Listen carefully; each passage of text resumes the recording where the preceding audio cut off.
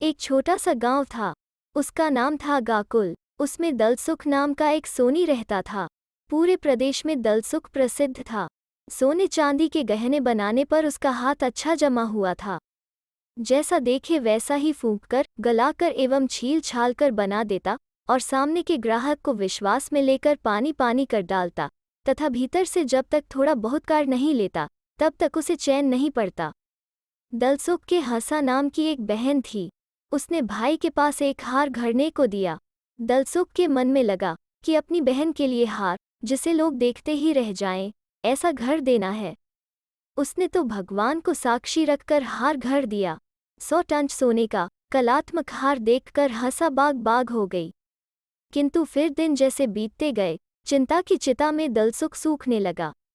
उसके मन की दुविधा मिट नहीं पा रही थी कि अरे रे, मैंने ज्यों का त्यों सोना चले जाने दिया, अंदर की लीपा पोती करके कुछ चोरी नहीं की। ऐसा सोचते सोचते वो सूख कर कांटा हो गया। फिर तो सभी कहने लगे कि गले राज रोग लग गया है, परंतु अंदर की बात तो केवल दलसुख ही जानता था। एक दिन उसने अपनी हंसा बहन से कहा कि बहन, तेरा हार ले आओ, उसे नए नमूने का घर दूं। नई तर्ज का हार घड़ते समय दलसुख को अपनी कला से मनमाना सोना निकाल लेने पर चैन पड़ा। ऐसे ही काम करते हुए दलसुख अवस्था के किनारे आ पहुंचा था। उसके 4 बेटे तनसुख, मनसुख, धनसुख और परमसुख बाप की अपेक्षा सवाए। दलसुख मृत्युशैया पर पड़ा हुआ था। महक आता है और निकल जाता है, परंतु प्राण नहीं जाते। चारों ही बेटे आ बैठे थे। उन्होंने पूछा कि मन में यदि कुछ आया है तो उसे कह दो, बड़बड़ा क्यों रहे हो? हमारे होते हुए आपको क्या दुख है? तब दलसुख ऐसे कहने लगा, बेटा, अपने धंधे में रहकर तुम दुरंगी चाल कैसे चल सकोगे? यह बात मुझे साफ साफ कहो। सबसे बड़ा बेटा कहने लगा, बापू, जो आदमी सेर भर सोना घड़ाने आएगा तो उसमें से अंदरूनी तौर पर मैं पाव सेर निकाल लूंगा। मनसुख ने कहा, बापू, मैं सेर सोने में से आधा सेर गायब कर दूंगा। धनसुख ने कहा, बापू, मैं सेर सोने में से पौन सेर पटा लूंगा। सबसे छोटा बेटा परमसुख बोला, बापू, आपकी सिखाई हुई कला के द्वारा मैं सेर में से सेर ही डकार जाऊंगा। इस बात का आप पछतावा मत रखना। दलसुख सोनी ने कहा, तू मेरा सबसे चतुर बेटा है। अगले दिनों में तुम मेरा नाम उजागर करोगे। तू यदि मेरे मुख में अंत समय गंगाजल डाले तो मेरा जन्म सुधार जाए। परसुख ने गंगाजल डाला और दलसुख सोनी के प्राण पखेरु उड़ गए। पास में ही एक नगर भी था। उसमें परबतसेन नाम का राजा राज्य करता था।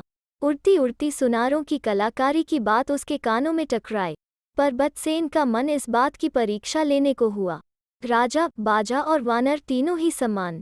ये जिद पकड़ ले तो परबतसेन क्यों नहीं? उसने तो परमसुख को पकड़ बुलाया। परमसुख बनठन कर दरबार में पहुंचा।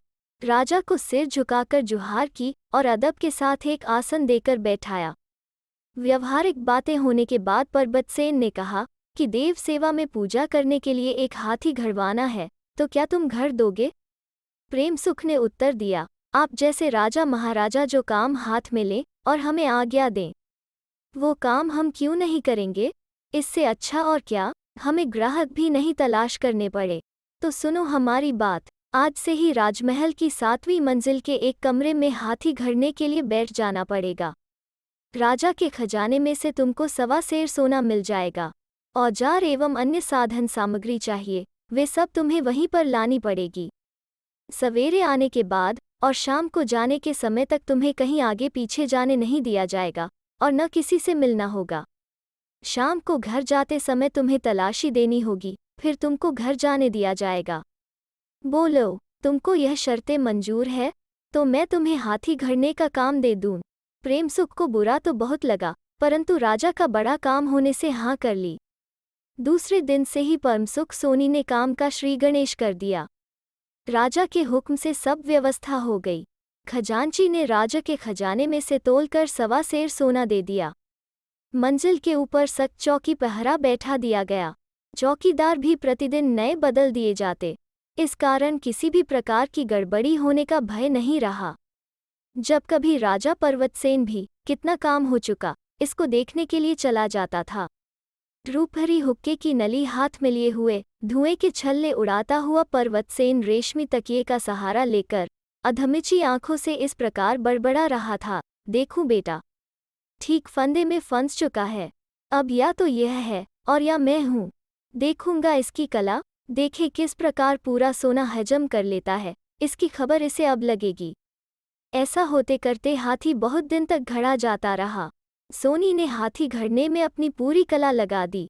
उसने सीखी हुई पूरी कारीगरी, भांति भांति के बेल बूटे आदि चित्रित कर दिए थे। उड़ उड़कर आंखों में रम जावे ऐसी अनुपम सांगोपांग कलाकृति देखकर पर्वतसेन राजा का हृदय भी भर गया। परमसुख ने पर्वतसेन से कहा, महाराज, अब इसमें अंतिम पालिश करने का काम बचा है, फिर देखना इसकी कलागिरी। इस पालिश के लिए इसको पानी में रगड़कर धोना पड़ेगा। यहाँ पानी की क्या तंगी है, जितना चाहे पानी ले लो। नहीं महाराज, सोने को चमकाने के लिए तो अपनी सीमा के मोतीसर तालाब के पानी की समानता कोई भी पानी नहीं कर सकता। उसके पानी में कुदरत ने ऐसा कोई गुण दिया है, पूरे गांव के सभी सुनार उसी पानी को अच्छा समझते हैं। ऐसी बात है? बिल्कुल। तो हमारी ओर से भी क्या ऐतराज है?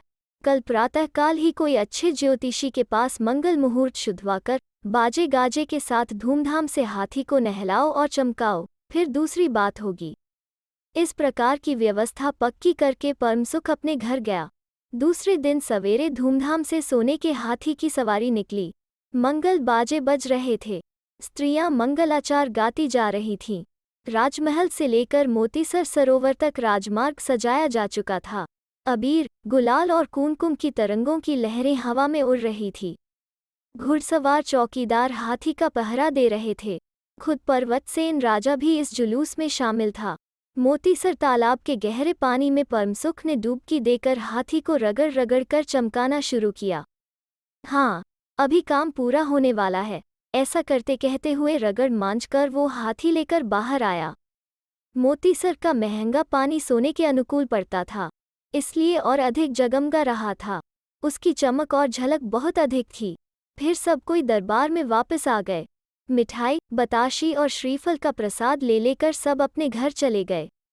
इस प्रकार वो दिन व्यतीत हो गया। अगले दिन पर्वतसेन राजा का पूरा दरबार लगा। लोग एक दूसरे को पीसे डालते थे। इस प्रकार मनुष्यों की दरबार में भीड़ हो रही थी। यदि छोटी सी सुई भी जमीन पर गिर पड़े तो उसकी आवाज भी सुनाई पड़ सकती थी। ऐसी शांति वहां छाई हुई थी। राजा ने सर्राफ को बुलाकर कहा कि हाथी के सोने की कसकर जांच करो।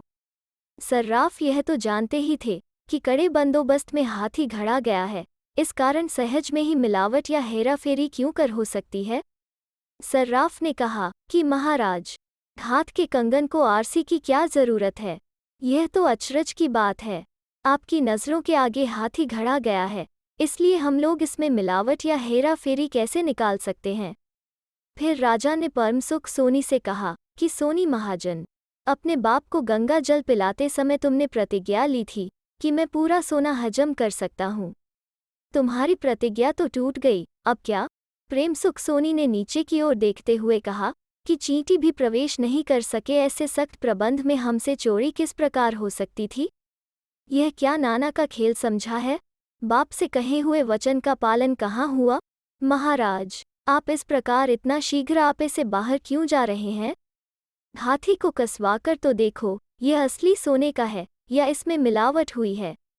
राजा ने सर्राफों से कहा, ऐसे ऊपरीपन से काम नहीं चलेगा, कसौटी से परीक्षा करो। सर्राफ ने तपातप कर कसौटी पर अच्छी तरह कसकर परीक्षा की तो हाथी एकदम पीतल का साबित हुआ।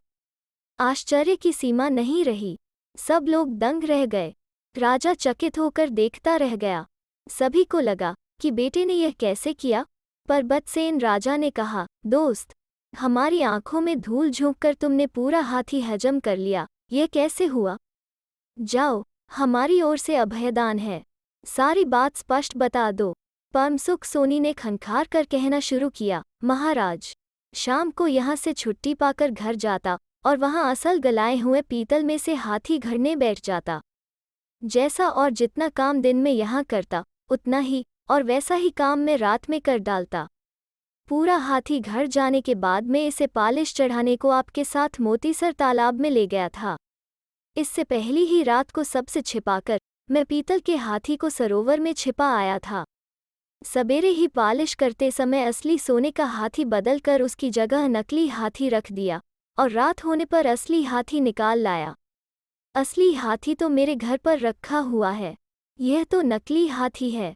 फिर परमसुख सोनी राज्य के 2 आदमियों के साथ असली हाथी दरबार में ले आया। असली और नकली हाथी बराबर पास में रखे जाने पर उनमें बाल भर फर्क नहीं दिखाई दिया। पर बदसेन ने परमसुख को शाबाशी दी और कहा, धन्य है तुम्हारी कला को, आंखों से देखते हुए हमको ठग लिया। तो दोस्तों, कैसी लगी आज की लोककथा? अगर अच्छी लगी तो लाइक और शेयर करें और चैनल को सब्सक्राइब करना ना भूलें। फिर मिलते हैं एक नई लोककथा पर।